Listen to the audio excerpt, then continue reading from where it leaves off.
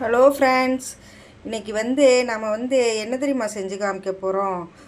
கோவில் புளியோதரை டேஸ்ட்டில் புளியோதரை, அது என்னுடைய ஸ்டைலில் எப்படி செய்கிறேன்ட்டு இப்போ உங்களுக்கு காமிக்க போகிறேன். அதுக்கு தேவையான பொருட்கள் இப்போ வறுப்பதற்கு 2 ஸ்பூன், இந்த ஸ்பூனில் எடுத்திருக்கேன்.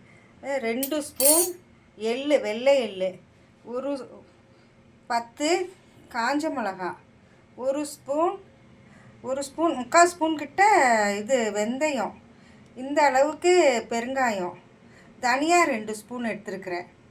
அடுத்தது மிளகு 1 ஸ்பூன் எடுத்துருக்கிறேன். இது வறுப்பதற்கு தேவையான பொருட்கள். அடுத்தது தாளிக்கிறதுக்கு கடுகு, உளுத்தம்பருப்பு, கடலைப்பருப்பு பாருங்க எடுத்து வச்சுருக்கிறேன். அப்புறம் வேர்க்கடலை ஒரு 50 கிராம் வேர்க்கடலை எடுத்து வச்சுருக்கிறேன்.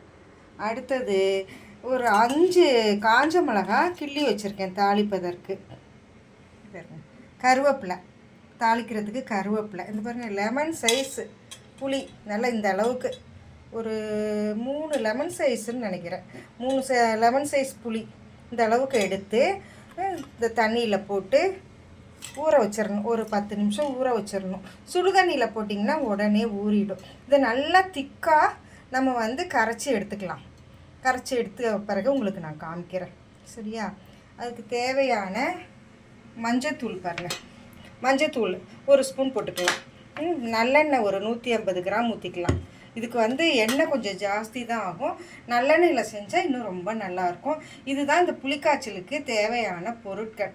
கடாய் காய வச்சுட்டு கொஞ்சோண்டு நல்லெண்ணெய் ஊற்றி இந்த கட்டி பெருங்காயத்தை பொரித்து எடுத்துக்கணும்.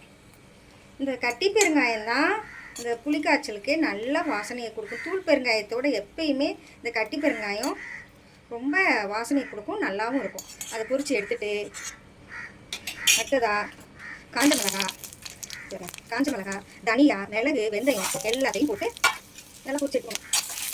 எல்லாத்தையும் போட்டு பொரிச்சு எடுக்கணும். வறுத்து எடுக்கணும். வறுத்து எடுக்கணும்.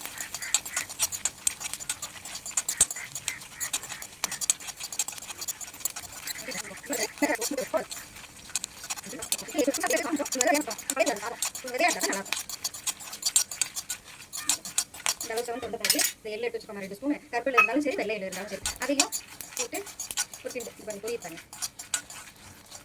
அதையும் போட்டு நல்லா பொரிஞ்ச உடனே எடுத்து மிக்சியில் போட்டு பவுடர் பண்ணி தனியாக எடுத்து வச்சுக்கணும். அடுத்தது உங்களுக்கு தாளிப்பு எப்படின்னு நான் காமிக்கிறேன். இதை அப்படியே மிக்சியில் எடுத்து போட்டு ஆற விட்டு மிக்சியில் எடுத்து போட்டு பவுட்ரு பண்ணி எடுத்து வச்சுக்கணும். அடுத்தது தாளிப்பு எப்படின்னு உங்களுக்கு காமிக்கிறேன்.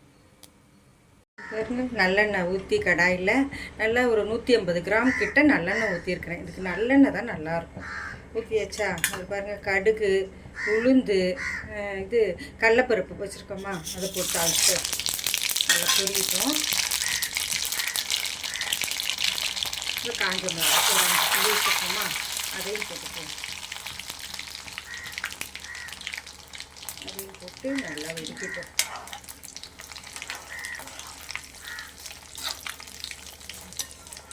நல்லா வெடிக்கட்டும்.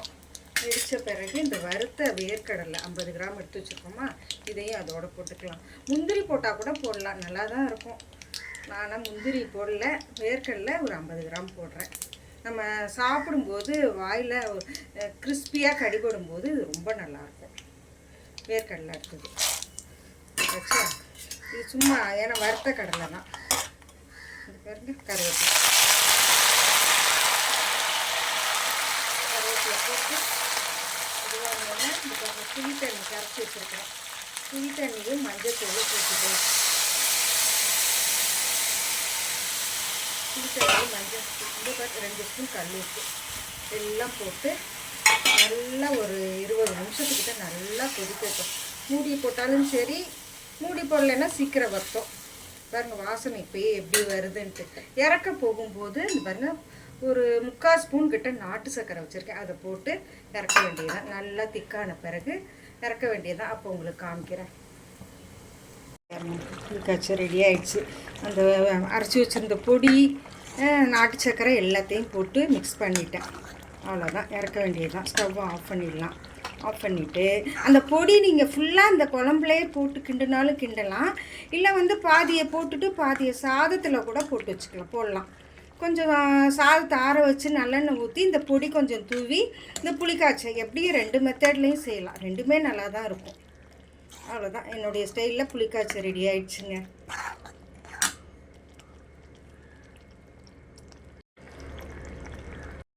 நல்லா ஆறின பிறகு இந்த மாதிரி ஒரு கண்ணாடி கண்டெய்னரில் போட்டு ஸ்டோர் பண்ணி வச்சுக்கிட்டோம்னா,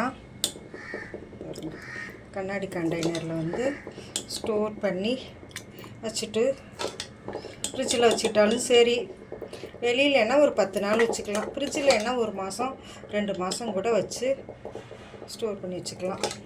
அவ்வளோதான், என்னுடைய ஸ்டைலில் புளிக்காய்ச்சல் ரெடிங்க.